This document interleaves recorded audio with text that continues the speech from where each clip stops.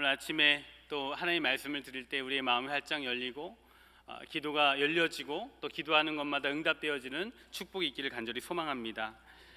십자가를 바라볼 때 얻는 기회라는 제목으로 말씀을 나누도록 하겠습니다. July 4th, 미국에서 처음 맞는 독립기념일, 온 가족이 집에서 쉬고 있었습니다. 그런데 갑자기 앉아있던 소파가 막 흔들리기 시작하는 겁니다. 저는 이 아이들이 장난치는 줄 알았습니다. 그런데 저희 아이들은 2층에서 놀고 있었습니다. 순간 제가 지진이라는 것을 감지를 했습니다. 아이들에게 2층에서 빨리 내려오라고 소리를 쳤습니다. 그날 6.4의 지진이 있었습니다. 다음 날 저녁, 이번엔 더 강한 지진이 왔습니다. 7.1의 지진이었습니다. 이번에는 2층에서 놀던 아이들이 알아서 뛰어내려오더군요. 저희 가족들은요, 놀라서 빠르게 밖으로 뛰어나갔습니다. 저는 집 밖으로 나가면서 머릿속에 이런 상상을 했어요. 뛰어나가면서 재난 영화처럼 이제 많은 사람들이 길거리에서 당황한 나머지 막 쏟아져 나오겠구나라는 그런 상상을 하고 밖으로 나갔습니다. 그런데 나가보니까 저희 가족밖에 안 나와 있는 거예요. 순간 너무 웃기고 너무 호들갑 떠는 것 같아서 너무 창피했습니다. 아마 지금 웃으신 분들은 바깥에 안 나오신 분들일 거예요. 멀미가 날 정도로 한참 땅이 흔들렸고요. 그리고 7.1이라는 지진은 참 큰 지진입니다. 그런데 생각해 보니까 이상한 거예요. 이렇게 땅이 흔들리는데 어떻게 이 사람들이 이렇게 평온할 수 있을까? 한편으로 이 땅이 이렇게 흔들리는데 너무나 무감각한 것 아닌가? 혹시 안전불감증에 빠져 있는 것 아닌가? 그런 생각을 좀 했습니다. 우리가 살고 있는 이 시대는 지진과 같이 영적으로 흔들리는 시대입니다. 세상의 기반들이 흔들리고 있습니다. 영적 기반이 흔들리고 있고 윤리적 기반들이 흔들리고 있습니다. 그래서 많은 이단들이 활개를 치고 있고 그리고 동성연애가 득세하고 있습니다. 세계의 경제가 흔들리고 있고 평화가 흔들리고 있고 또 우리 대한민국이 흔들리고 있습니다. 우리 자녀들의 미래와 우리의 신앙의 근간들이 흔들리고 있습니다. 여러분, 우리가 사는 이 세상이 이렇게 요동치고 있는데 혹시 우리는 영적으로 안전불감증에 빠져 있지는 않는가 생각해 보게 됩니다. 오늘 말씀은 영적 안전불감증에 빠져 있던 이스라엘 민족을 향하여 혹독하고도 무섭게 꾸짖는 하나님의 말씀입니다. 오늘 말씀 2절과 6절을 한번 보시면 에스겔 선지자는 이렇게 선포하고 있습니다. 끝났도다, 끝이 왔도다. 심지어는 5절에 가면 재앙이로다, 비상한 재앙이로다 라고 심판을 선포하고 있습니다. 왜 에스겔 선지자는 이렇게 선포를 했을까요? 물론 이전 문맥을 보면 이스라엘 민족이 하나님의 말씀을 거부하고 산당을 세우고 우상 숭배를 했기 때문입니다. 그런데 생각해 보면 우상 숭배 이면에 깔려 있던 깊은 이유를 에스겔서 배경을 찾아보면 알 수가 있습니다. 이스라엘 민족은 자기 민족에 대한 상당한 자부심을 가지고 있었어요. 400여 년 동안 형성된 다윗 왕조에 대한 자부심, 그리고 성전 중심의 하나님이 다스리는 신정통치 국가로서의 대단한 자부심을 가지고 있었습니다. 여러분, 이 자부심은 지금까지도 내려오고 있죠. 제가 이스라엘 단기 선교를 간 적이 있었는데요, 만나는 유대인들에게 느꼈던 자부심은 정말 대단했습니다. 처음 만난 유대인이 저에게 자기소개를 하는데 뭐라고 소개를 하냐면 자기는 아브라함의 후손이라는 거예요. 아브라함의 후손이라는 거예요. 아브라함이 자랑스러운 것이죠. 아브라함과 함께한 하나님이 자랑스러웠던 것이죠. 자부심이 있던 것이죠. 여러분, 자기를 소개하는 그 유대인의 눈빛과 말투 속에서 대단한 자부심을 저는 엿볼 수가 있었습니다. 지금도 이스라엘 민족은 국기에 다윗의 별을 그려놓고 자랑스러운 다윗 왕조를 그 영광을 회복할 것들을 꿈꾸고 있고 성전 중심의 위대한 신정 국가를 다시 세우기를 기다리고 있습니다. 이처럼 에스겔 선지자 시대 이스라엘 민족은 아주 특별한 자부심을 가지고 있었어요. 하나님이 거하시고 나타나시는 거룩한 성전, 그리고 그 예루살렘 성에 대한 자부심이 있었습니다. 이스라엘 민족들은 이렇게 믿고 있었습니다. 위대한 하나님이 거하시는 거룩한 성전은 영원할 것이며, 그리고 그 성전이 있는 한 예루살렘은 절대로 망하지 않는다. 우리 민족은 절대로 망하지 않는다. 그렇게 믿고 있었습니다. 물론 맞는 말이죠. 거룩한 성전은 영원해야만 하고 그 거룩한 성도 영원해야만 할 것입니다. 침략 당할 수도 없고 침략 당해서도 안 되는 것이죠. 이런 선명한 믿음을 이스라엘 민족은 가지고 있었습니다. 그런데 절대로 망하지 않고 영원할 것이라고 믿기에 영적으로 나태해지고 교만해졌습니다. 하나님을 두려워하지 않는 겁니다. 급기야는 산당을 짓고 우상 숭배를 하면서 자기 멋대로 하나님을, 자기가 믿고 싶은 대로 하나님을 믿는 그런 일들이 벌어졌던 것입니다. 이스라엘은 하나님께 선택받고 하나님을 섬기는 제사장 나라임에도 불구하고 성전과 그들이 만들어 놓은 제도와 시스템에 의해 하나님 앞에 거룩함을 상실해 가기 시작했습니다. 이에 하나님은 하나님을 향한 존경과 사랑을 잃어버린 채 성전 건물과 규례와 율법, 경직된 제도에 갇혀있던 이스라엘 민족을 안타까워하시면서 경고하셨어요. 내가 제사보다 인애를 원하고 번제보다 하나님을 아는 것을 원하노라. 내가 순종이 제사보다 낫다. 그렇게 말씀하시면서 하나님께서는 자기 백성들이 진정성 있게 하나님을 사랑하고 섬기기를 원하셨습니다. 제가 목사가 되고 슬프고 안타까웠던 기억이 하나 있어요. 뭐냐면 목회적으로 꽤 오랜 경험을 가진 아버지 같은 어떤 목사님에게 목회에 대한 경험과 조언을 듣게 되었습니다. 근데 목회 초년생이었던 제가 듣고 싶었던 것은 뭐냐면, 목회자로서 말씀을 가지고 씨름하며 사는 것이 얼마나 고독하고 힘든 것인가, 그러나 말씀을 가지고 살아갈 때에 얼마나 큰 은혜를 주시는지, 그런 것들을 좀 듣고 싶었습니다.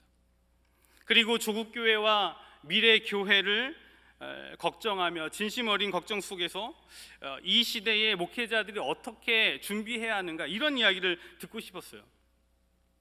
근데 그 목사님은 저에게 그런 것보다는 오히려 교회에서 어떻게 하면 힘을 가지게 되고 주도권을 가질 것인지 정치적인 이야기를 해주시는 겁니다. 저는 그것을 들을 때 너무나 마음이 아팠습니다. 여러분, 하나님께서 우리에게 주신 직분의 영광은 하나님을 향한 진정한 존경과 사랑이 순전하게 남아있을 때 의미가 있는 것 아니겠습니까? 하나님의 백성들이 진정으로 하나님을 존경하고 사랑하는 마음을 잃어버리는 그 순간, 그것 자체로 사실은 끝나버린 것입니다. 그래서 에스겔은 선포하는 것입니다. 끝났도다, 끝이 왔도다, 재앙이로다. 그렇게 선포하고 있는 것이죠. 거룩해야 할 이스라엘이 거룩함을 상실해 나가는 것을 보고 여러 선지자들을 통하여 경고했음에도 불구하고 이스라엘은 전혀 들으려 하지도 않았고 돌이키려 하지도 않았습니다. 하나님께서는 이스라엘 향하여 경고를 선포하셨던 것이죠. 에스겔을 보내셔서 이스라엘 향하여 사형 선고를 내리신 것입니다. 끝났도다, 끝이 왔도다, 재앙이로다. 여러분, 우리가 믿는 하나님은 인격적인 하나님이세요. 우리가 하나님을 존경하고 사랑하면 하나님께서는 우리에게 한없는 긍휼과 자비를 베풀어 주십니다. 아멘이십니까? 그러나 우리가 하나님의 주임 되심을 인정하지 않고 왕 되심을 인정하지 않고 하나님을 무시하고 업신여기면 하나님은 공의 하나님이시기 때문에 혹독하게 심판하시고 혹독하게 그 대가를 치르게 하시는 분이십니다. 오늘 에스겔 선지자는 이제 끝났다라고 선포하고 있습니다. 하나님의 심판이 임박해 왔고 하나님의 인내심이 바닥을 드러냈다라고 말씀합니다. 이스라엘이 하나님을 거부했기 때문에 그렇습니다. 여러분, 이 말씀이 오늘 우리에게 주시는 말씀이라고 우리가 믿고 받는다라고 한다면 정말 진지하게 한번 생각해 봤으면 좋겠습니다. 우리는 에스겔의 심판 선포에서 예외입니까? 우리도 끝난 거라면 우리는 무엇 때문에 끝났을까요? 제가 솔직히 이 설교를 좀 준비하면서 고민이 좀 많았습니다. 아침부터 이게 심판에 대한 설교하는 게 사실 쉽지 않고, 이 심판의 설교를 들을 때 마음의 아픔들이 있죠. 솔직히 이 설교를 준비하면서 에스겔 선지자의 강력한 심판 선포를 읽는데, 제가 묵상하는데 처음에는 별로 이렇게 충격적이거나 절망적인 느낌이 들지 않는 거예요. 제가 목사인데 이 말씀을 읽을 때 눈시울이 붉어지고 가슴이 뛰고 그리고 두려움과 회개가 쏟아져야 하는데 제 마음에 별로 그런 마음이 없는 거예요. 우리가 일반적으로 생각할 때 성도라면 성경의 이 심판의 메시지를 읽을 때 또 들을 때 깊은 회개와 돌이킴의 역사가 있어야 하는데 무덤덤한 거예요. 우리 안에 무덤덤함이 있다? 그러면 여러분 이게 비정상적인 건 아닙니까? 제가 그래서 이 말씀을 준비하다 고민에 좀 빠졌어요. 절망과 충격을 느껴보려고 눈을 감고 생각해보고 또 생각해봤습니다. 감정을 최대한 끌어올려서 이것을 느껴보려고 노력도 해봤습니다. 그럼에도 불구하고 절망과 충격을 느낄 수가 없는 겁니다. 여러분, 이 회개와 절망과 충격, 심판에 대한 두려움, 이런 것들은 노력해서 되는 건 아니더라고요. 제가 에스겔서의 하나님의 심판을 영으로 마음으로가 아닌 그냥 글로만 읽고 있는 거예요. 글로만. 그래서 제가 마음이 힘들었습니다. 그런데 하나님의 말씀을 마음에 두고 며칠을 고민하고 묵상할 때에 하나님께서 은혜를 주셔서 깊은 의미들을 하나하나 깨닫게 하시더라고요. 처음에는 왜 아무런 두려움과 충격이 없는가에 대해서 집중을 했는데 묵상을 해보니까 그것이 근본적인 문제가 아니었습니다. 점점 묵상하면 할수록 새로운 시각이 열리면서 이스라엘 민족이 가졌던 교만함, 그것이 드러나면서 그 교만함이 내게 있음을 발견하게 되는 거예요. 뭐가 잘못되었는가 하면 제가 심판 설교를 준비를 하는데 제 머릿속에, 제 마음속에 이런 생각이 가득해 있는 거예요. 설교를 통하여서 우리 성도들의 마음을 후벼 파서 모든 죄를 다 드러내고 회개케 만들어야 한다라는 생각을 하고 있는 거예요. 아주 날카롭고 공격적인 표현들로 성도들의 마음의 가책을 느끼게 하려는 그 생각이 제 안에 막 가득 차 있는 거예요. 그런 욕심들이 막 있는 거예요. 그런데 여러분 한번 생각해 보세요. 회개케 하시는 분은 누구십니까? 하나님이십니다. 심판하시는 분은 누구십니까? 하나님이십니다. 회개는 사람이 시키는 게 아닙니다. 그런데 제가 설교를 준비하면서 교만하게도 심판자이신 하나님의 자리에 앉아 있으려고 하는 거예요. 왜 이런 일이 벌어질까? 나는 왜 심판자가 되려고 하는 것일까? 그런 생각을 하는데 무의식 중에 이런 생각이 있다는 것을 발견했습니다. 나는 우월하다라는 거예요. 목사여서 우월하다라는 거예요. 성경을 다루는 목사이다 보니 나는 성경을 잘한다고 생각하고 성경대로 산다라고 생각하는 거예요. 목사임으로 하나님의 심판과 나는 상관이 없다라고 생각하고 있는 거예요. 하나님을 존경하고 사랑하는 진실된 마음 없이, 두려움 없이 심판의 말씀을 세상과 사람들에게만 들이대려고 하는 저 자신을 보면서 에스겔 선지자가 끝났도다, 끝이 왔도다, 재앙이로다 라고 선포한 그 심판의 대상이 다른 사람이 아니라 바로 저 자신이라는 것을 깨달았습니다. 여러분, 우리가 하나님의 성령이 거하시는 성전이라고 믿고 있지 않습니까? 그런데 성전인 것만 주장하지 성전이 되려고 하지는 않습니다. 하나님을 진정으로 사랑하는 마음은 없고 성전인 것만 주장하는 것이죠. 나라는 성전이 중요한 직분을 맡고 있고 교회에서 중심적인 일들을 하고 있고 주중에 많은 사역들에 인벌브 되어 있고 주일 성수와 헌금 생활을 잘하고 있기에 나는 거룩한 성전이고 나는 잘하고 있고 아무런 문제가 없다라고 생각하면서 하나님은 없이 자부심과 믿음만 가지고 있는 것이죠. 심지어는 영적인 우월감에 빠져서 주변 사람들을 판단하고 심판하면서 심판자이신 하나님의 자리에 앉아 있으려고 하는 것입니다. 여러분이 여기서 한번 생각해 봐야만 합니다. 우리는 무엇이 먼저 회복되어져야만 하는가?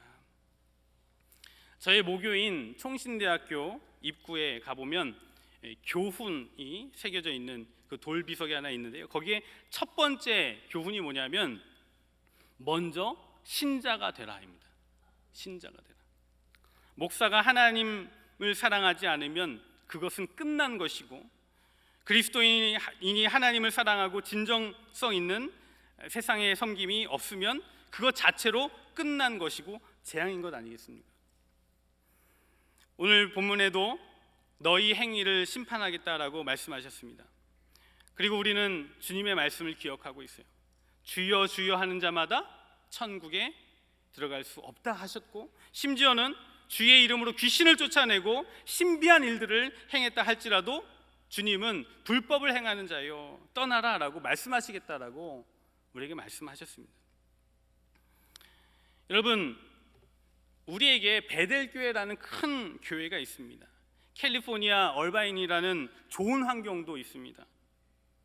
베델교회가 주는 정말 큰 만족들이 있습니다. 그러나 하나님께서 우리에게 요구하시는 것은 이러한 겉모습보다 하나님을 존경하고 사랑하는 진정한 마음이라는 사실을 기억할 수 있기를 소망합니다.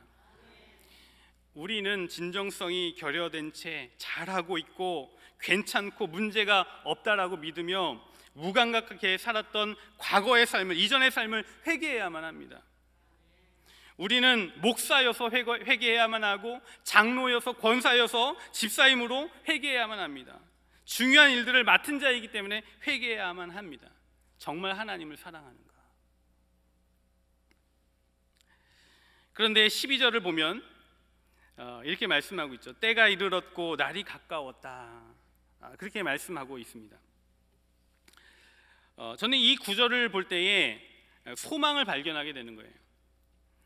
때가 이르렀고 날이 가까웠으니, 끝날이 코앞에 와 있지만 아직 끝은 아니다라는 것이죠. 아직 기회가 있다라는 것 아니겠습니까?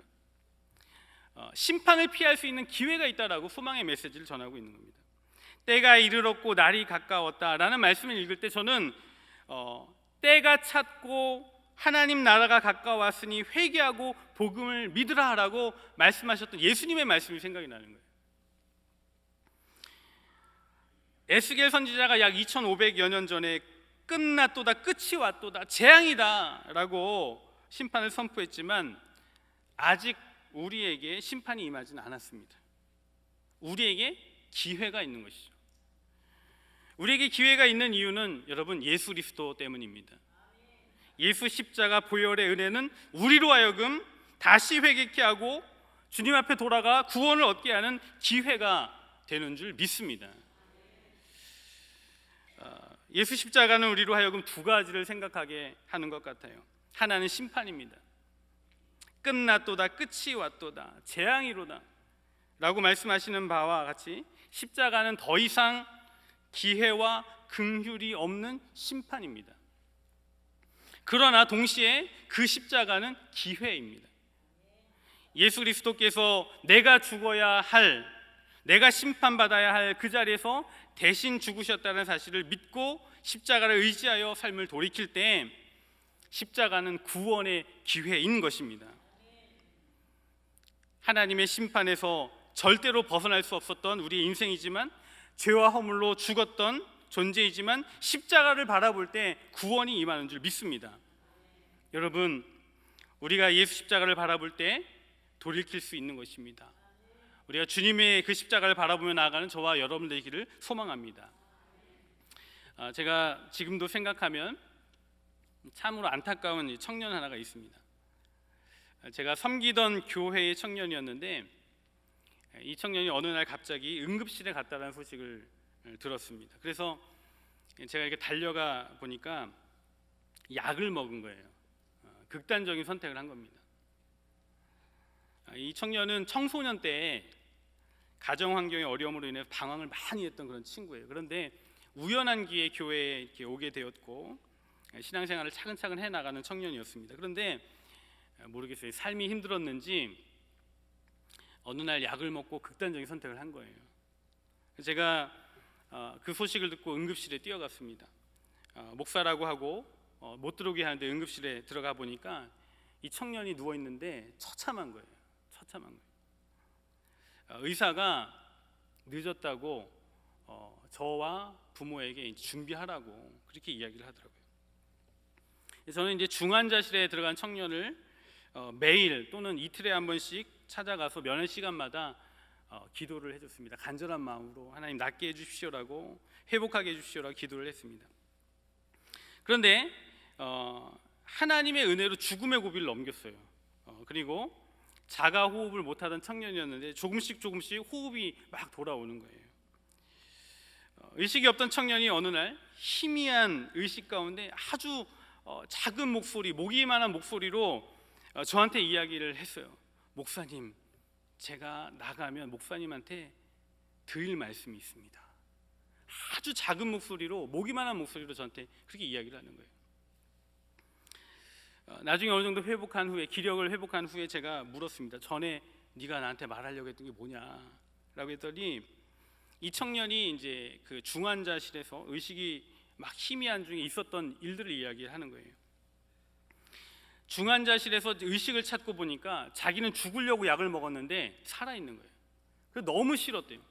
이 살려준 사람도 원망스럽고 난 죽으려고 약을 먹었는데 살아있는 것을 보고 너무나 싫더라는 것입니다. 그래서 다시 죽고 싶어서 입에 물고 있던 인공호흡기 그 호수를 이로 물어 뜯어가지고 끊고 죽으려고 했대요. 온 힘을 다해서 그 호수를 물고 뜯어서 죽으려고 힘을 주는데 어디선가 자기 이름을 부르는 소리가 들리더라는 거예요. 그런데 그 소리는 분명하게 사람의 소리는 아니었고 자기 이름을 2번 부르더라는 거예요. 그래서 그 청년은 그 소리가 하나님이 부르시는 소리였다라고 그렇게 믿고 있었습니다. 저는 이 청년이 주님의 음성을 들었으니 이제 삶이 완전히 변하겠구나, 그런 기대감을 가지고 또 생각을 했습니다. 그런데 제가 안타깝다라고 말씀을 드린 이유는 무엇인가 하면 이 청년이 그러한 신비한 체험, 즉 죽으려고 할 때에 주님이 2번이나 불러주시는 그런 신비한 체험을 했음에도 불구하고 다시 건강해지니까 교회에 나오지 않고 세상으로 떠났습니다. 그때 제가 그 청년을 보면 너무나 마음이 안타까웠고, 그리고 생각하면서 깨달은 것은 무엇인가 하면 하늘이 두 쪽 나는 은혜가 있고 하나님의 음성을 직접 듣는 신비한 체험이 있다 하더라도 기회가 주어졌을 때 주 예수 십자가를 붙들고 회개하고 진정으로 돌이키지 않으면 끝난 겁니다. 끝난 겁니다. 끝이 온 겁니다. 재앙인 것입니다. 우리가 베델교회 안에 좋은 것들, 자랑할 만한 것들 많이 가지고 있지만 그것보다 더 중요한 것은 무엇인가? 예수 십자가를 붙들고 회개하고 돌이키는 것입니다. 기회가 있을 때 돌이키지 않으면 그것으로 끝난 것입니다. 재앙인 것입니다. 저는 그 청년의 일이 제 평생에 가장 안타까운 일 중에 하나가 되어버렸는데 언젠간 돌아올 거라고 생각을 합니다. 그런데 여러분, 오늘 말씀을 좀 생각하면서 우리는 영적으로 비참한 존재로 한편을 보면 에스겔의 선포처럼 끝났도다, 끝이 왔도다의 인생일 수 있습니다. 심지어는 재앙이로다, 비상한 재앙이로다의 인생일지 모릅니다. 하지만 우리에게 기회가 있습니다. 예수 십자가가 기회인 줄 믿습니다. 하나님 앞에 돌이킬 유일한 길이 바로 예수 그리스도임을 믿고 나아갈 때 우리는 하나님 앞에 돌아갈 수 있는 기회를 얻는 것입니다. 여러분, 오늘 우리가 이 아침에 예수 십자가 앞에 서기를 소망합니다. 아직 기회가 있을 때에 십자가를 바라보며 회개하는 저와 여러분들 되기를 주님의 이름으로 축복합니다.